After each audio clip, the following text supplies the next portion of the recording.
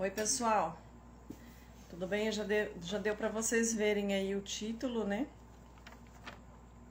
Nós vamos falar sobre esse assunto muito difícil, um assunto que tem feito parte da vida de muitas famílias e que ainda é um tabu e que ainda tem sido motivo de vergonha nas famílias, traumas.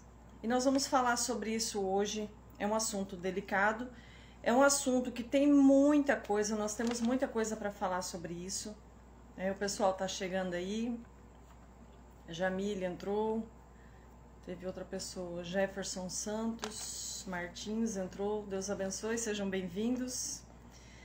Pois é, gente. Infelizmente, abuso sexual dentro das famílias faz parte da cultura brasileira. Hã? Como assim?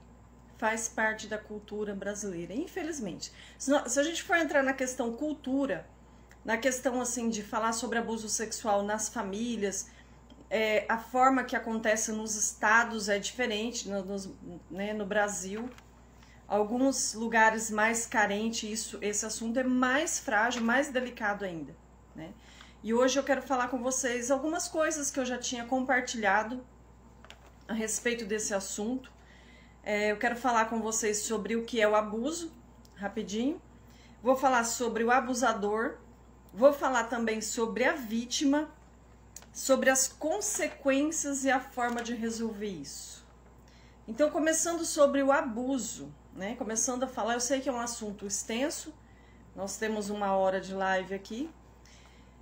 Se alguém, durante a live, se vocês quiserem fazer alguma pergunta, quem estiver assistindo depois a gravação no YouTube, curte aí o vídeo, compartilha com outras pessoas. Quem tá aqui também no Instagram, aperta aí esse botãozinho aí, compartilha com as pessoas para que as pessoas possam vir para cá, porque o assunto é muito importante, ok? Bora lá, gente? Abuso. O que vem a ser o abuso sexual? O abuso é um estímulo sexual que pode ser através de olhares, através de gestos, de toques, de abraços, tudo que arremeta para o sentido sexual entre um adulto e uma pessoa vulnerável, que seja uma criança, que seja uma mulher indefesa, que seja um menino ou uma menina. E, infelizmente, abusadores, eles estão presentes em todos os lugares e não vem rotulado, não está escrito na testa, pedófilo, não está escrito na testa um abusador. Então, isso se torna mais difícil, porque quem vê cara não vê coração, não vê comportamento entre 4 paredes. Porque, às vezes, a gente vê o comportamento da pessoa, então eu já vou começar a falar logo sobre o abusador, e eu vou falar 3 coisas, quero ser breve em cada tópico desse, né? Mesmo que sobre tempo aí depois a gente continua, né, conversando, mas eu quero falar sobre 3 coisas a respeito do abusador, e isso é muito importante, gente. Talvez você não vai conseguir compreender assim, como que eu vou dizer, talvez você não vai conseguir identificar um abusador só olhando na cara. Então você tem que prestar atenção nas atitudes, nos gestos, nas coisas que essa pessoa faz, porque o abusador, na grande maioria dos casos, tá? Uma grande porcentagem, não vou nem trazer estatísticas aqui, mas na grande maioria são pessoas de confiança da família. É um tio, é um primo, é um irmão, é um pai, né? Um padrasto, um vizinho próximo, um funcionário ou um patrão, né? A maioria dos abusadores são pessoas de confiança da família. Pessoas que têm vínculo com a família da vítima. Então, como são pessoas que não estão rotuladas, não tem como você... aquele ali tem cara de abusador. O abusador não tem cara de abusador. O abusador, ao contrário, ele é uma pessoa que tem um comportamento padrão, ele é uma pessoa que tem um comportamento que aí, como eu vou dizer assim... A família não consegue imaginar que aquela pessoa é um abusador. Porque os abusos acontecem no momento em que ele fica a sós com a vítima. Acontece no momento em que a família não está observando. Então, os pais que estão aqui, papai e mamãe que está aqui, cuida dos seus filhos. Depois eu vou estar falando sobre a vítima e sobre as consequências de um abuso. Então é importante que você cuide dos seus filhos. Uma pessoa que foi abusada na infância, ela tem duas tendências. Primeiro, ou ela tem a tendência a se tornar um abusador, nós vamos falar disso mais pra frente, ou ela tem aquela tendência a super proteger os seus filhos, sabe? Aquela coisa de eu vou proteger porque eu não quero que isso se repita com os meus filhos, eu não quero que isso aconteça. Só que algumas pessoas, elas não prestam atenção, elas estão desapercebidas. Deixam os filhos sozinhos com qualquer pessoa, nós temos que tomar muito cuidado com os nossos filhos. Os meus já estão grandes, a minha caçula está com 16 anos de idade. Mas eu sempre converso, eu sempre procuro saber como que tá, procuro não deixar sozinha com pessoas, mas é o tio, mas é o parente, mas é o primo, é não sei quem, não importa. Porque o abusador, na grande parte do tempo, das vezes que acontece um abuso, são pessoas de confiança da família. E quando se fala de abuso, gente, o abuso ele vai desde um gesto, de um olhar malicioso que um pedófilo faz para uma criança, né, para um vulnerável, seja uma criança ou seja um adulto vulnerável, ou seja uma mulher indefesa, que seja começa de um gesto até o estupro, que é propriamente dito, com penetração. Então muitas pessoas acham que abuso tem que ser, é considerado abuso apenas quando há o estupro, e não é. O abuso começa em gestos, um pequeno gesto que leva para o lado da sensualidade, com uma criança vulnerável, com uma pessoa vulnerável, isso já é um tipo de abuso. Então tem muitas pessoas que cresceram nesse ambiente de olhares, de toques, de o tio foi visitar na cama de madrugada, passar a mão, relar, pegar no colo. Então, infelizmente, a grande maioria das mulheres com quem eu já conversei sobre isso, tanto antes, através da igreja, cuidando das pessoas, quanto hoje, como terapeuta, a grande maioria das mulheres passaram por algum tipo de assédio em algum momento da sua vida. É muito raro eu conversar com uma mulher que não passou por isso. Muito raro, gente. Tem casos que eu não pergunto, tem casos que não entramos nesse assunto, mas dá para perceber que passou. E sempre quando nós conversamos, eu não me surpreendo nem um pouco.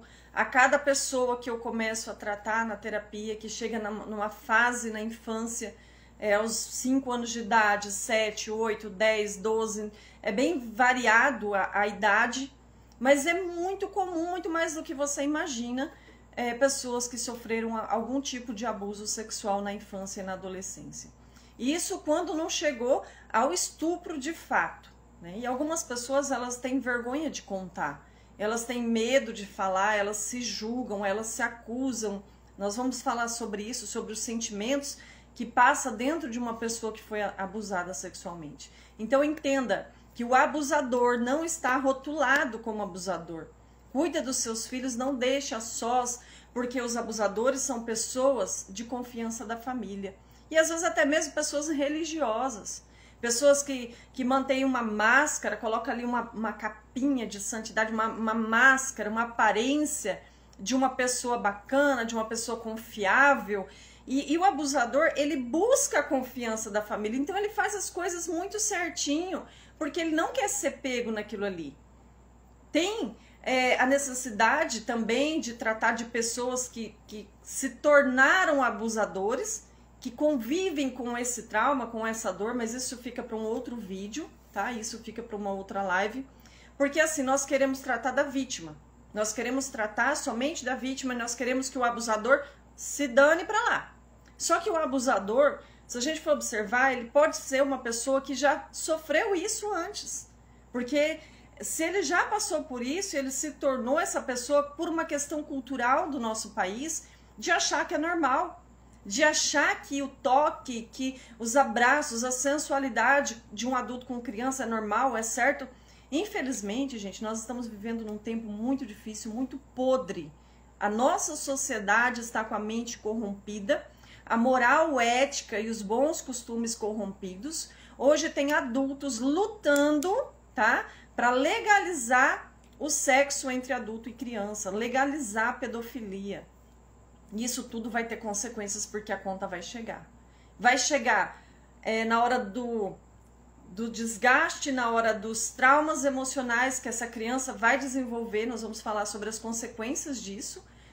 E vai chegar quando Deus cobrar, porque isso vai chegar. Ai daquele que tocar em uma criança, tirando a inocência de uma criança. Então, voltando aqui ao assunto do perfil do abusador, ele é uma pessoa que ele conquista a confiança da família e ele conquista a confiança da criança.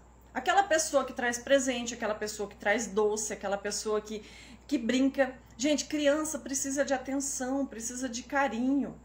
Se você tem criança em casa, você tem filhos pequenos, se você não der atenção, não brincar com seus filhos, alguém vai brincar. Alguém vai colocar no colo, mas com segundas intenções.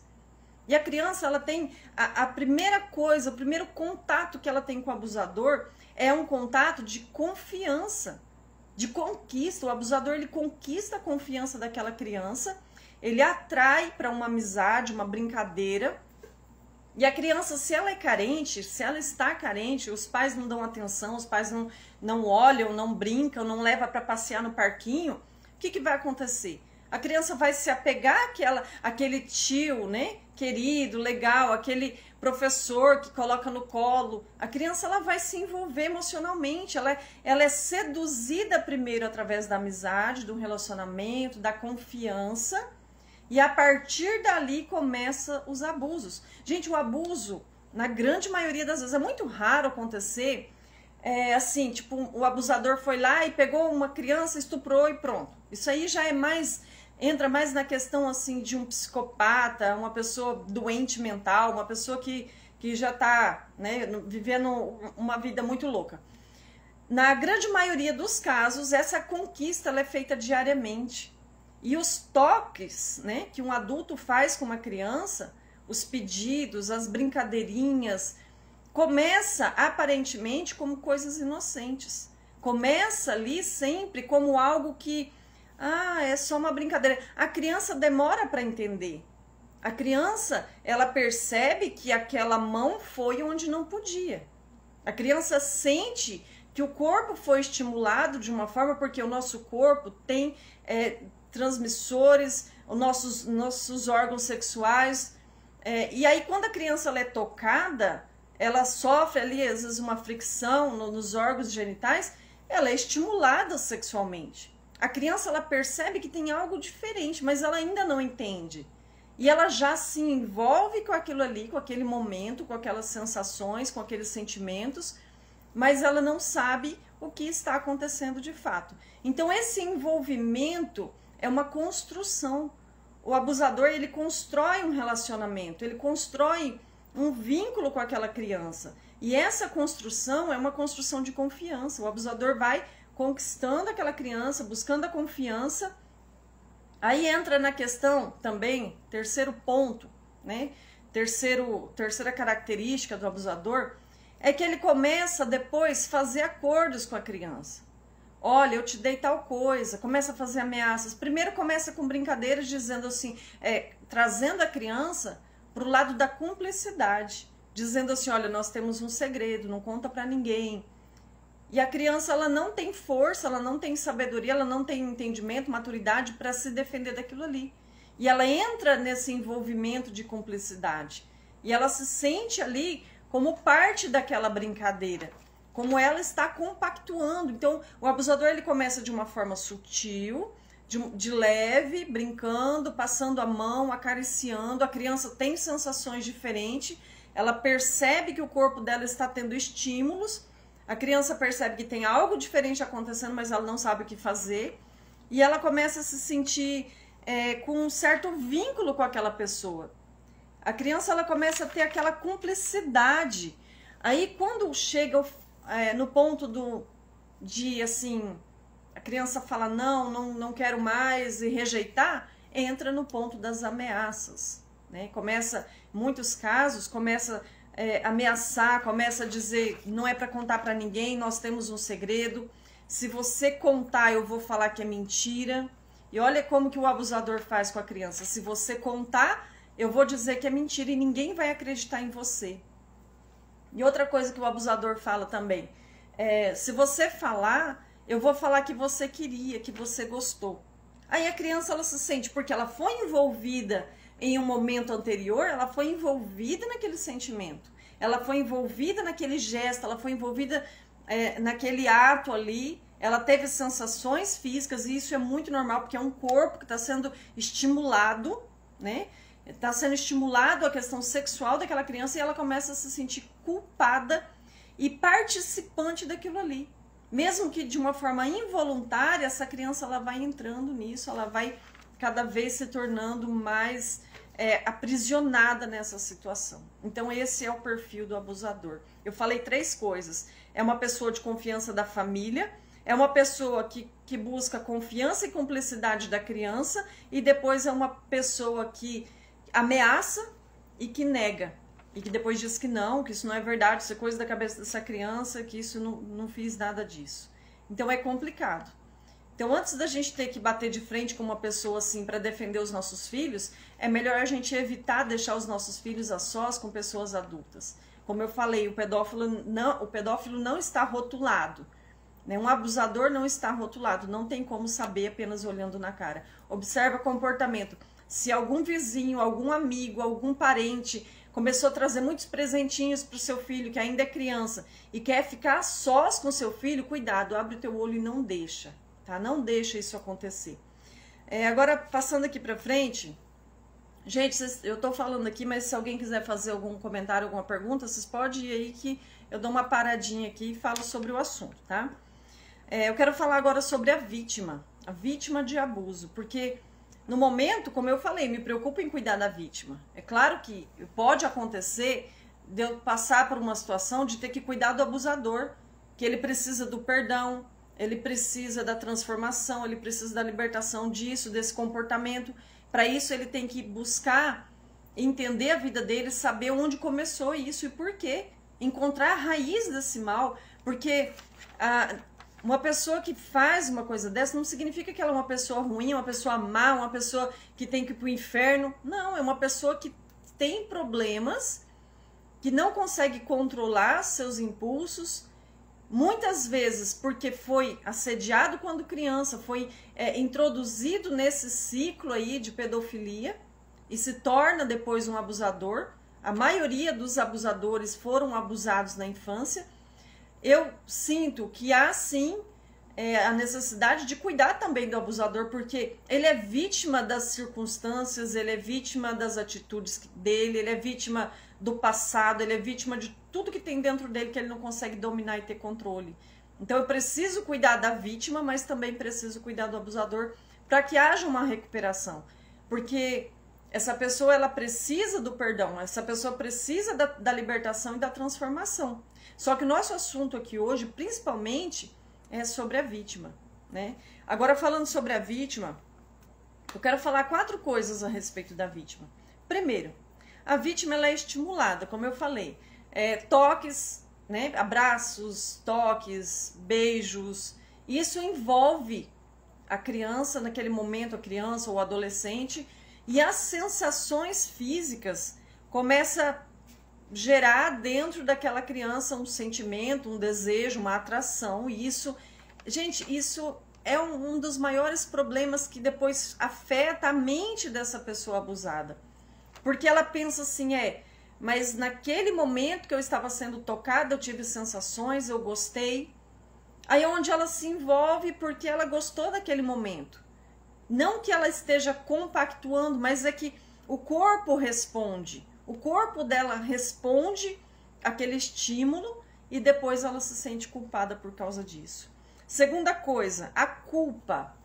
Essa culpa, gente, é uma coisa que muitas vezes, vamos supor que eu estou atendendo uma pessoa na terapia, muitas vezes eu preciso parar, sabe? Quando eu percebo que a pessoa está começando a tocar nesse assunto e ela diz assim, olha, houve coisas na minha vida quando eu tinha tantos anos de idade, coisas que eu me arrependo, coisas que eu não gosto de lembrar. Eu paro, como eu já tinha explicado na outra live, eu tenho falado isso para as pessoas, que com a terapia de reprocessamento generativo, nem tudo que está sendo tratado a pessoa precisa falar para mim. Tem coisas, tem fatos que a pessoa está acessando aquela memória, fazendo o exercício da TRG para dissolver aquele trauma que ela não precisa contar para mim. Mas quando eu percebo que tem uma pontinha, sabe, ligado à sexualidade na infância, ligado ao abuso, é onde eu preciso parar e falar, olha, só espera um pouquinho, deixa eu esclarecer um negócio. É o momento em que eu preciso fazer esse esclarecimento. Eu falo, olha, eu não sei se tem a ver com abuso, não sei se alguém tocou no seu corpo, se não precisa me falar, mas uma das coisas, das consequências que fica na vítima é um sentimento de culpa, entende? Então esse sentimento de culpa, eu preciso parar, explicar que ela foi envolvida, explicar que ela foi, que houve uma construção de uma intimidade, de uma ponte, houve uma confiança, houve o toque, houve o estímulo físico. Então, por causa desse estímulo físico, essa pessoa ela sentiu prazer, sentiu desejo e ela começa a se sentir culpada por aquilo ali. Ela não queria que aquilo acontecesse. Ela não está compactuando com aquilo ali, mas o estímulo que ela recebeu faz ela se sentir culpada por ter sentido aquele desejo naquele momento. Mas não é culpada. A criança, o adolescente, aquela pessoa vulnerável, que até então estava brincando de carrinho, brincando de boneca, subindo em árvore, de repente se vê numa situação assim. De repente se vê no colo de um tio sendo estimulada sexualmente. Então essa criança, ela estava vivendo de uma forma natural e um adulto que deveria ser responsável começa a mexer na intimidade, começa, como que eu vou dizer, tocar na intimidade física, na integridade sexual daquela criança, estimulando aquela criança a uma fase que ainda não é o momento. Então esse estímulo é correspondido, porque é um corpo, nós somos corpo, alma e espírito, mas o nosso corpo ele acaba cedendo ao estímulo naquele momento e esse sentimento de culpa fica, e é onde muitas vezes eu preciso parar numa sessão de terapia e falar, olha, calma, por causa do sentimento de culpa. A culpa não é da criança, tá? Eu sei que vai ter pessoas que vai dizer assim, mas a criança é maliciosa, aquela criança quis, ela desejou. Não, senhor, não, senhora. Uma criança, ela não faz isso por conta própria. Uma criança, quando ela tem a curiosidade, que todos nós somos curiosos, todos nós temos um corpo físico, e quando estimulados existe a curiosidade, o desejo, sim. Só que isso precisa ser iniciado por um adulto. Isso muitas vezes foi incentivado por um adulto, não é da criança. Isso, a malícia não está na criança. A malícia está nos adultos que através de gestos, de olhares, de falas, de comportamentos, de abraços, de brincadeirinhas, começa a estimular esse comportamento naquela criança. Nenhuma criança nasce maliciosa. Então a culpa não é de uma criança, a culpa é do adulto. A culpa é daquela pessoa que está começando a mexer com a sexualidade dessa criança. Se tem alguém aqui na live, talvez você está assistindo essa gravação aí, que você se identifica com isso que eu estou falando. Talvez você pode olhar para você e pensar assim, mas eu não queria isso. Eu não procurei. Se você for observar, se você passou por isso, se você for observar, você vai ver que você foi induzido ou induzida aos poucos. E que aquela pessoa responsável foi te ganhando, te conquistando a sua confiança. Então isso é muito sério. Aí o problema é isso.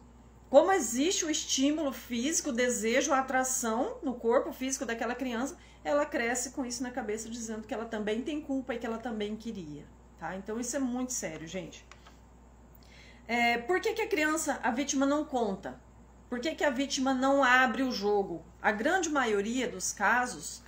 Gente, a grande maioria, eu posso dizer sem medo de errar, que 99% das crianças que já foram assediadas, né, de uma forma maliciosa por um adulto, ela não conta por causa do medo, ela tem medo e ela tem vergonha. Primeiro, o sentimento de culpa gera vergonha. sabe? Tipo assim, ah, mas se eu contar pra minha mãe, se eu contar pro meu pai, aí a pessoa falar que eu gostei, que eu queria, que eu tava junto. Né? Então a criança, ela já se acusa, ela já começa a se sentir culpada, ela já começa a se sentir acusada, ela mesma já começa a se acusar. Então esse sentimento de culpa que gera nela uma vergonha de contar. E olha, acredite, criança não conta nem pro amiguinho de escola, nem pra amiguinho o que aconteceu. A maioria das mulheres, tá? Vou falar de mulheres que são a maioria, né, dos meus clientes, e que eu sei, né, que passou por situações assim. A grande maioria fala assim, eu nunca tive coragem de contar para ninguém. Eu não contava nem para minha professora, nem para minha mãe, nem para minha melhor amiga. Amiguinha que brincava junto, não tinha coragem de contar. Então por que a criança não conta? Porque ela tem vergonha. Ela se sente culpada, o peso da culpa. Aí outra coisa, medo de falar. E sabe por que a criança tem medo de falar? Por 2 motivos. Primeiro, ela tem medo de que as pessoas não acreditem nela. Por quê? Você lembra que eu falei que o pedófilo é uma pessoa muito querida? O pedófilo, ele é uma pessoa assim muito amiga da família, sabe? Aquela pessoa acima de qualquer suspeita. Então a criança, ela tem medo, eu vou falar, ninguém vai acreditar em mim. Por quê? O camarada, né, ou a mulher, gente, existe mulheres abusadoras também. Mulheres que mexem com a sexualidade de uma criança, seja um menino ou uma menina. Nós já vimos histórias de professores em creche mexendo com o corpo, mexendo, tocando a genitália das meninas, dos meninos. E isso é muito sério. Isso é um problema muito grave que a cada dia está pior no nosso país.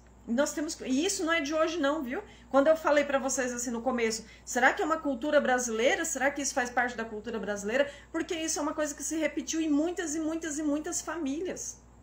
E às vezes a gente acha que não. Porque talvez a pessoa viveu aquilo ali e ela pensa que só com ela. Ela acha que é só com ela, que com os outros nunca aconteceu.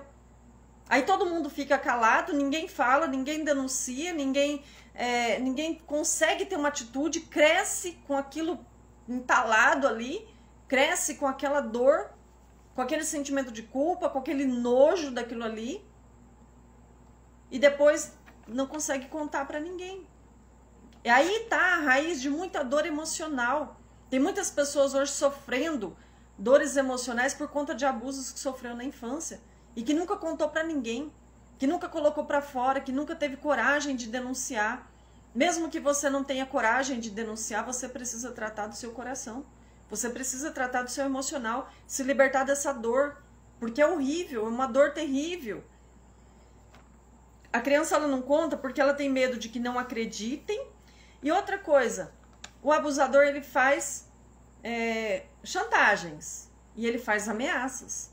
Então a criança pensa assim, se eu falar pro meu pai, pra minha mãe, primeiro, se meu pai não acreditar e se minha mãe não acreditar, gente, como eu já peguei pessoas dentro da terapia que chegou a contar pra família, pedir ajuda pra alguém e não acreditaram nela. Então foi pior.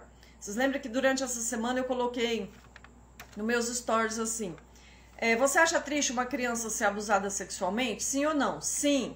A grande maioria, todos colocaram sim. E quando o abusador é alguém de confiança? É pior. Todo mundo respondeu que é pior. E quando a criança pede ajuda e as pessoas não acreditam nela? Pois é isso que acontece em muitos casos. Eu conheço casos de meninas, de mulheres, que hoje são mulheres, que na época contaram, pediram ajuda para a mãe, para o pai. E o que a família fez? Fica quieta, esquece esse assunto, você deve ter feito algo de errado, já julga a criança. Aí a criança já tinha aquele julgamento, aí o que começa a ficar registrado na memória dela? Realmente eu tenho culpa. Realmente, aí a menina, ela começa a se sentir suja, ela já começa a se sentir uma prostituta, ela já começa a se sentir... Porque é isso que acontece, é o registro que ela tem. Ela tem esse registro por causa do sentimento que ela teve durante o assédio, e ela tem o sentimento de culpa porque muitas vezes a família jogou em cima dela a culpa.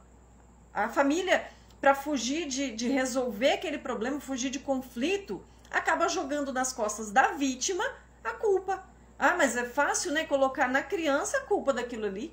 É fácil achar um culpado quando o culpado é vulnerável, né? Então, esse medo que a criança tem de criar conflitos familiares, medo do pai, medo da reação do pai, porque se o pedófilo é uma pessoa de confiança, vai gerar conflito. Porque imagina, se eu tenho alguém da minha família, ou amigo próximo, alguém do trabalho, que convive com os meus filhos, que convive com a minha família, e que eu fico sabendo que mexeu com a minha filha. É claro que vai dar conflito. É claro que eu não vou admitir, é claro que eu não vou aceitar um negócio desse.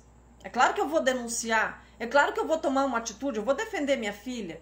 Só que a maioria das pessoas, elas não querem esse conflito, e as crianças, elas têm medo desse conflito. Sabe, já ouviram o pai falar, porque algum pai, alguma mãe já disse assim, sabe quando a gente liga o noticiário lá, a gente liga a televisão lá e tá lá falando sobre o pedófilo, que foi preso, que abusou, matou. Aí o pai e a mãe assistindo aquilo ali fala assim, se eu pegar um vagabundo desse eu mato, se eu pegar um vagabundo desse eu torturo. Aí a criança, ela pensa, caramba, tem a ver com aquilo que o fulano de tal faz comigo. Tem a ver com o que o tio faz, com o avô faz, então eu vou ficar quieto, porque meu pai vai matar, vai virar briga. Entende? Falta informação, falta comunicação com a criança, falta ter uma conversa franca com a criança. Por muitas vezes eu falei para as minhas filhas, assim, para o meu filho também, que eu tenho 3, eu tenho o Felipe, a Thalita e a Tawane. O Felipe hoje está com 21 anos, a Thalita com 20 e a Tawane com 16. Mas desde pequenininho, quando começaram a entender algumas coisas, eu já comecei a falar, olha, vamos sentar aqui, vamos conversar. Vocês vão pra creche, né? Na hora do banho, cuidado. Cuidado se tiver alguma tia ou algum guarda, algum tio que trabalha lá na creche, entrando na sala onde vocês tomam banho, tocando no corpo de vocês. Eu explicava, conta pra mamãe, conta pro papai, porque a gente vai proteger você. A gente não vai matar a pessoa. Eu quero que você conta pra gente poder te proteger. E eu conseguia transmitir essa confiança, essa segurança para os meus filhos. Agora, quem me garante que eles nunca passaram por uma situação assim e tiveram medo e vergonha de contar? Entende? Porque a vergonha e o medo é o que faz a criança ter vergonha de contar. Aliás, não querer contar o que está acontecendo. Entende? Então, passando para a parte das consequências. Vou até fazer uma pergunta aqui, quem quiser responder aí pode falar. As consequências. Você acha que existe consequências na vida de uma criança que foi abusada sexualmente? Que seja aquele abuso de toques ou que seja o estupro, tá? Porque tudo é abuso, gente, tudo é abuso. Muitas vezes nós achamos que somente o estupro é o abuso, o fato consumado ali, mas não é. Os toques, os olhares, a sensualidade, os estímulos, tudo isso é um abuso sexual contra o vulnerável. Agora, você acha que existe consequências? Responde aí pra mim. Tem consequência isso na vida da criança que foi estimulada, que foi abusada? Olha, eu coloquei aqui 4 coisas. Pode ser que tem muito... Gente, esse assunto ele é tão amplo, tem tanta coisa para falar sobre isso, mas eu procurei simplificar, sabe? Eu coloquei aqui, ó, de um modo geral. A Jamile colocou ali, tem e muita. Claro que tem consequência, gente. Isso causa uma bagunça tão grande na mente dessa criança, porque ela não sabe, ela sabe que o que ela está fazendo é coisas que não pode, é coisas para adulto, ela já se sente parte adulta, em parte criança, ela não tem com quem conversar porque ela tem vergonha, ela não vai contar pro amiguinho, pra amiguinha, porque ela acha que só com ela não acha que a amiguinha também passa por isso. Esses tempos atrás eu estava atendendo uma jovem e ela disse assim, por que comigo? Por que só comigo? Eu falei, colega, não é só com você. Você não tem noção da sua amiga, tá? Não vou contar pra você. Eu falei pra ela na terapia, qual amiga, qual das suas amigas, ou o que aconteceu de fato. Não tem nada a ver com isso. O que acontece dentro da sessão de terapia fica ali dentro, né? Mas não é só com você. Só que o caso é que a tua amiga passou pelo mesmo e não te contou. E você teve vergonha de contar e ela também teve vergonha de contar pra você. Então, aquele silêncio faz a criança ter um peso nas costas de se sentir culpada, de se sentir suja, de se sentir adulta, de certa forma, tem um segredo, tem uma cumplicidade. E, ao mesmo tempo, ela se sente confusa porque ela sabe que aquilo ali não é certo. Entende? E isso traz muitas consequências para o emocional dessa criança. Eu já vi uma história de uma moça que ela tinha sido abusada sexualmente, houve o estupro de fato, e ela não sabia como lidar. Ela chegou a pedir ajuda para a família não ligou para ela e ficou por isso mesmo, e ela se sentiu culpada, carregando todo esse peso da culpa. Ela teve esse registro de que ela tinha culpa daquilo ali. Aí ela pensou, será que é porque eu tava com um short curto? Será que é porque eu tava brincando, sentada no chão? A criança, ela cria um monte de fantasias e ela acredita que ela é culpada. Quando ela cresceu, assim, foi ficando mocinha, ela começou a pensar, eu não sou mais virgem. E ninguém sabe disso. Então eu não posso namorar uma pessoa e falar eu sou virgem, ou contar o que eu passei, eu tenho vergonha. Então o que essa menina começou a fazer? Ela começou a viver uma vida louca, começou a viver uma vida de balada, de festa, de gandaia, e ela achou, olha só, ela criou dentro dela uma informação de que ela nasceu para ser uma prostituta mesmo, pronto, acabou. Que ela era maliciosa, que a mente dela era daquele jeito, que ela foi... Só que na verdade, se você for ver, quando aconteceu os fatos, ela era uma criança inocente, que carregando aquele peso da culpa, e depois a família colocando a culpa nela, fez ela acreditar nisso. Vou dar um outro exemplo que não é na questão da sexualidade.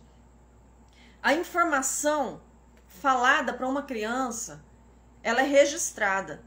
E uma vez uma informação registrada, uma crença registrada naquela criança, ela leva para a vida, ela generaliza aquilo ali. Um exemplo, vamos supor que a criança tem a pele negra, os cabelinhos cacheadinhos, e alguém chega e fala assim, nossa, você é tal coisa, em relação à cor da pele, em relação ao cabelo. Faz ali uma brincadeira boba, faz ali uma brincadeira preconceituosa. Ah, mas é brincadeira, tá, é uma brincadeira. Só que a criança, ela assimilou aquilo ali, ela acredita naquilo ali. Se um tio, gente, eu já vi parente, tio ali da criança brincando, falando assim, eita, mas você é feia, hein, criança? Como que pode? Falar uma idiotice dessa para uma criança, é claro que ela vai assimilar aquilo ali, ela vai entender aquilo ali, ela vai achar que ela é. Aí ela passa mais um tempo, ela ouve de novo. Aí o que acontece? Ela nunca vai acreditar que ela é bonita.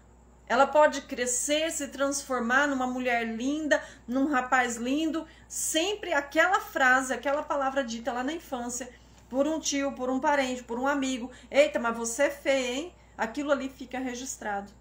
E por mais linda que ela seja, não adianta colocar a pessoa lá na frente do espelho e falar assim, olha o quanto você é linda, porque não entra. Não é o que ela está ouvindo agora quando adulta. A informação foi registrada quando era criança. Então, uma criança abusada, ela sofre um abuso, ela sofre um assédio, ela sofre outro assédio, ela sofre um abuso, ela sofre outro abuso. Aí ela generaliza, ela acha que ela nasceu para aquilo ali. E que ela tem culpa, e que ela é culpada, que ela é perversa, que ela é pecaminosa, que ela é um monte de coisa. Cria-se uma crença limitante naquela criança. Aí a moça, principalmente as meninas, né? Ela acha que ela não é aquela menininha recatada, igual a amiguinha dela. Às vezes a amiguinha dela passa pela mesma situação e também não sabe dela. Só que ela se sente tão inferior, tão menor, tão a menos do que aquela amiga, tão inferior mesmo, né? Nessa questão em que ela acha que ela é culpada e que ela é uma pessoa perversa, que ela é uma pessoa pecadora, que ela cria aquela crença limitante, infelizmente. Outra consequência que acontece na vida de uma pessoa que sofre algum tipo de abuso sexual é um distúrbio sexual. Ou ela pode se tornar um abusador, como eu disse, um pedófilo, ou ela pode, nessa crença limitante, fazer coisas a partir dali achando que aquilo ali é assim mesmo e pronto, acabou. Ela pode desenvolver, por causa da dor que ela tem dentro dela, algum tipo de compulsão, pode ser até mesmo uma compulsão sexual, ou uma compulsão alimentar, sabe? Eu ouvi uma vez um fato, né, a história de uma jovem que ela tinha sido assediada quando criança, ela era uma menina muito bonita, muito linda. Aí todo mundo que chegava perto, ai, que moça linda, que menina linda. E ela sempre, com frequência, ela sofria assédios sexuais e certos abusos. Quando ela começa a atingir a puberdade, começa a nascer os seios, começa a ficar mocinha, o que ela faz? Ela começa a comer, porque ela quer engordar. Ela quer tirar aquela aparência de uma menininha bonitinha. E ela começa a engordar, ela começa a comer compulsivamente. Porque o emocional dela entende que se ela deixar de ser aquela menininha bonitinha, que ela vai parar de atrair homens pedófilos. Que ela vai parar de atrair homens abusadores. Entende? Então, olha a consequência disso, gente. Olha o quanto isso atrapalha o emocional dessa criança. Olha o quanto isso traz consequências. Vários outros tipos de compulsão. Aí começa a se envolver com alcoolismo, com drogas, com coisas para poder buscar uma resposta para aquele sentimento de culpa, para aquele vazio, para aquele sentimento de desproteção que ela está vivendo. Entende? As consequências são muito grandes. Terceira coisa, ela se sente sem valor. E ela acha que ela não tem valor. Então, o que acontece? Uma moça que foi abusada sexualmente, ela entra em qualquer relacionamento, qualquer casamento. Qualquer um serve, porque ela se sente tão desvalorizada que ela cria aquela crença limitante de que ela não é ninguém, de que ela é uma suja, é uma impura. Aí ela aceita qualquer um e vive qualquer relacionamento com qualquer um. Entende? Então, olha as consequências. A perda do valor, a perda do valor emocional faz ela se envolver depois em qualquer situação e ela não se valorizar. Quarta coisa, já para a gente encaminhar aqui para o encerramento. A maioria, tá? A grande maioria das meninas e dos meninos também que sofreram algum tipo de abuso sexual na infância, elas têm dificuldade de se relacionar sexualmente dentro do casamento. Alguns meninos ficam confusos em relação às suas opções sexuais. Eu sei que é um assunto que as pessoas não gostam que fala. Eu sei que quando a gente fala sobre o homossexualismo, eu sei que tem muitas pessoas que vão falar assim, é homofobia, não é homofobia. É uma realidade. A maioria dos homossexuais foram abusados na infância, gente, isso é um fato. Entende? Eu não estou criticando, jamais, não sou preconceituosa, jamais. Ao contrário, eu amo e quero ajudar, eu quero entender a dor dessa pessoa, eu quero ajudar a curar a ferida que há nessa pessoa. Eu quero ajudar a encontrar a raiz desse mal. Já teve casos, eu já vi depoimentos de rapazes que fazendo a terapia de reprocessamento, percebeu que a fase mais confusa da vida dele, em questão de opções sexuais, estava totalmente ligada a abuso sexual. Estava totalmente ligada. Ela foi estimulada por um primo, por um amiguinho, por um colega, por um pai, por um tio. E ela fica confusa, ela recebe estímulos, como eu falei, ela recebe estímulos e ela se confunde com aquilo ali. Então, não estou aqui para julgar a opção sexual de ninguém. Jamais. Depois que cresce, que se tornou adulto, que faça as suas escolhas. Cada um é livre para fazer as suas escolhas. Só que a grande maioria foi induzido na infância por um adulto que foi mexer onde não devia, que foi fazer o que não podia, porque é crime. O estímulo sexual a uma criança, o abuso sexual é crime. Entende? Nós precisamos proteger as nossas crianças, cuidar das nossas crianças.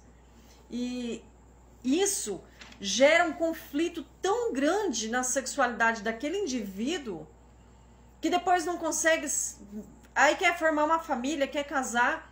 Mulheres não conseguem ter relação sexual saudável e satisfatória com o próprio marido, porque elas estão bloqueadas lá no passado. Estão vivendo a dor do abuso, a dor da vergonha, a dor da culpa. E precisa tratar. Então, para encerrar esse assunto aqui, a terapia ajuda você a entender, a conhecer cada momento que você passou na sua vida. A terapia de reprocessamento ajuda você a dissolver isso, dissolver esse trauma, entender que você não é culpado disso. Mas eu tive prazer também, não importa, você foi estimulado e você era uma pessoa vulnerável naquela época. Então, o meu maior sonho, quando eu trato de uma pessoa que sofreu abuso sexual, é conseguir arrancar dela esse sentimento de culpa. É conseguir arrancar dela esse sentimento de vergonha, como se ela fosse culpada daquilo ali. Se tem um culpado nisso tudo, é o pedófilo. Ele sim é o culpado disso tudo. E ele também pode ter sido vítima do passado dele. Está sendo vítima do passado dele. A Gi colocou aqui, é um trauma inigualável. Gente, o quanto esse assunto traz conflitos familiares. Sabe, você, mulher, tá? Que tá aqui. Porque a maioria, quando acontece um divórcio, um casamento aí, a maioria das crianças ficam com a mãe, tá? A maioria, não é uma regra, né? Existem pais que ficam com as crianças. Mas a maioria são as mães, as mulheres. Cuidado quando você contrai um outro relacionamento. Porque você... qual é a informação que a criança tem? Primeiro, meu pai e minha mãe se separaram. Se eu for falar sobre divórcio, o quanto o divórcio faz mal para os filhos, o quanto o divórcio faz mal para as crianças, dá um assunto de uma live. Mas a criança, ela tem aquela informação do divórcio dos pais e ela se sente culpada por causa daquilo ali. Quando ela já entendia, quando ela via as brigas, e muitas vezes os pais usavam a criança como cabo de guerra e brigavam até por coisas que sempre estavam envolvendo a criança. Então, automaticamente, ela se sente culpada. Aí tá, ela cresce se sentindo culpada pela separação dos pais. Aí ela vê a mãe arrumando outro marido. E ela se sente, esse cara não é meu pai. Aí ela vê o pai arrumando outra mulher. Essa mulher não é minha mãe. Aí ela vê um amiguinho que tem o pai e a mãe. E ela pensa assim, todo mundo pode ter pai e mãe e os meus estão em outros lugares.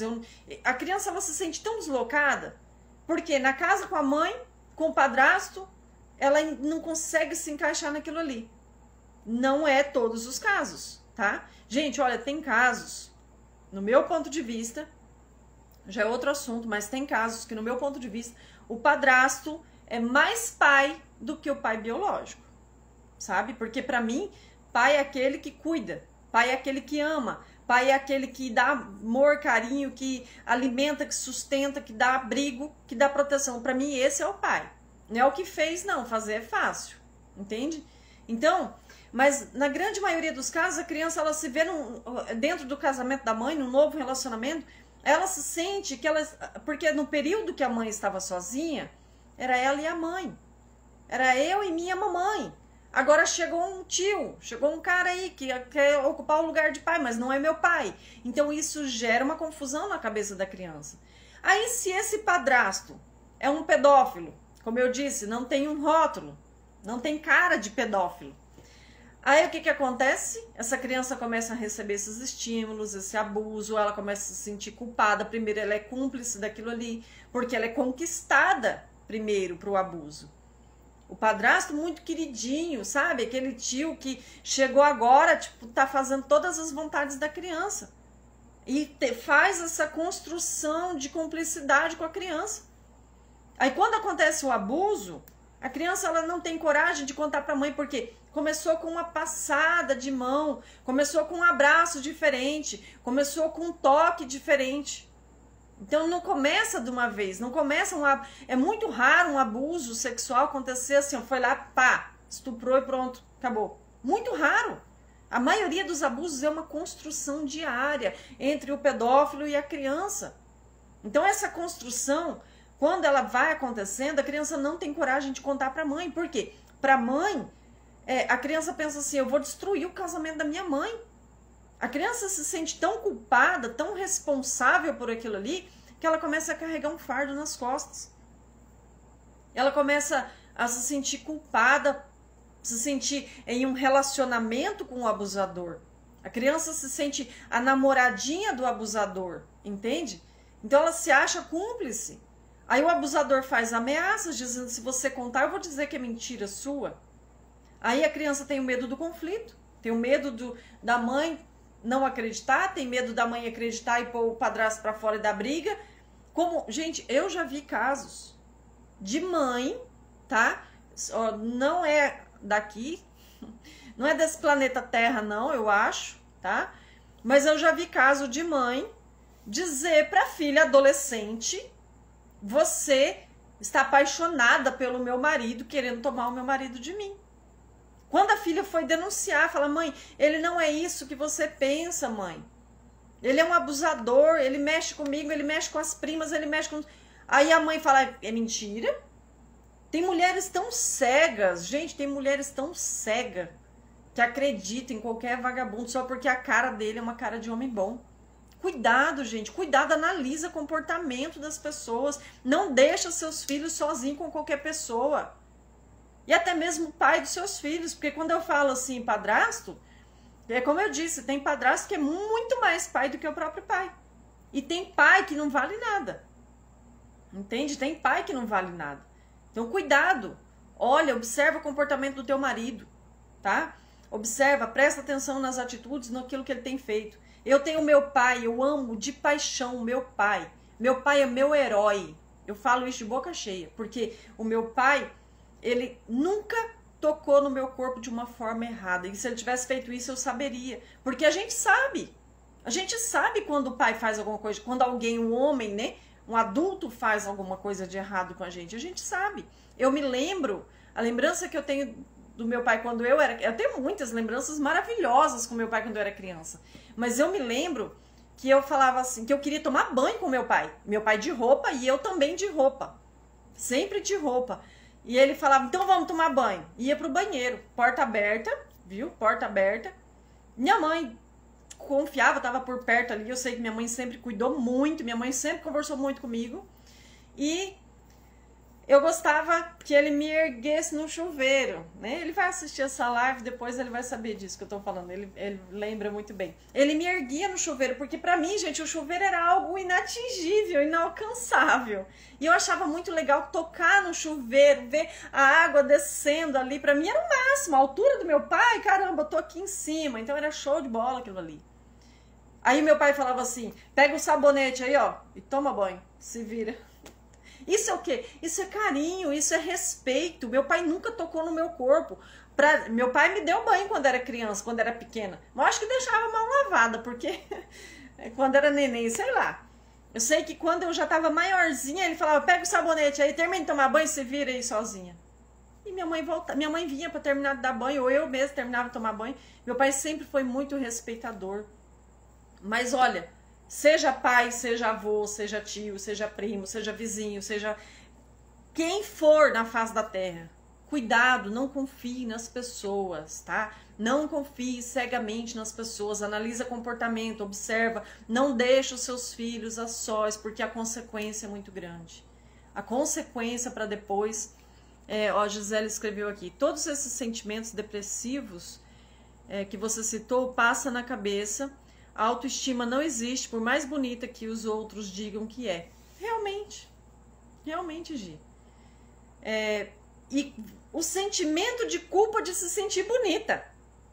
Gente, o que eu já vi de mulheres chorando, dizendo, eu não queria ser bonita. Porque ela olhava, primeiro ela não se sentia bonita, mas aí todo mundo falava, mas você é linda, você é linda, você é linda. Aí ela, de tanto olhar para o corpo e ver o padrão de beleza da sociedade, ela entender que realmente ela é bonita, mas ela não se achava, ela não queria se sentir bonita, ela não queria ser bonita, porque ela achava que ser bonita chama a atenção dos homens e ela sente culpa por isso. Então, é muito conflito emocional. É um conflito entre o sentimento de culpa, o sentimento de ser feia, achar que é feia, o corpo... Né, o emocional querer levar a pessoa a se tornar uma pessoa feia por uma necessidade de proteção. Então, é uma confusão de sentimentos, é um turbilhão que passa pela cabeça de uma pessoa abusada. Entende? Vocês concordam comigo sobre isso? Cuidado, gente. Eu quis fazer essa live tanto para falar, porque como é um assunto que não é muito falado, nós já vamos encerrar, tá, gente? Como não é um assunto muito falado, assim, abertamente, diariamente, né? Nós precisamos falar sobre isso. Talvez tem pessoas me assistindo aqui que se identificou com tudo isso que eu falei e nunca contou para ninguém, não sabe o que fazer e convive com essas dores. Você precisa se livrar dessas dores emocionais. Você precisa encontrar a raiz. Na terapia você vai lá naquela fase, naquele acontecimento, como que foi, você vai mexer, você vai fuçar e você vai curar essa ferida, para você ficar em paz, para você se libertar dessa dor emocional. Porque quando eu falei a respeito da consequência de não conseguir ter uma satisfação sexual, uma vida sexual satisfatória com o marido ou com a esposa, por conta disso, bloqueios emocionais. Então esse é um assunto muito sério, tá? Contem comigo. Quem quiser conversar comigo sobre a terapia, na minha bio aqui no Instagram, quem tá no meu canal do YouTube também tem o meu contato do WhatsApp, tá? Então vocês podem entrar em contato comigo. Esse contato que tem aí é o da terapia, o contato que eu trabalho com a terapia.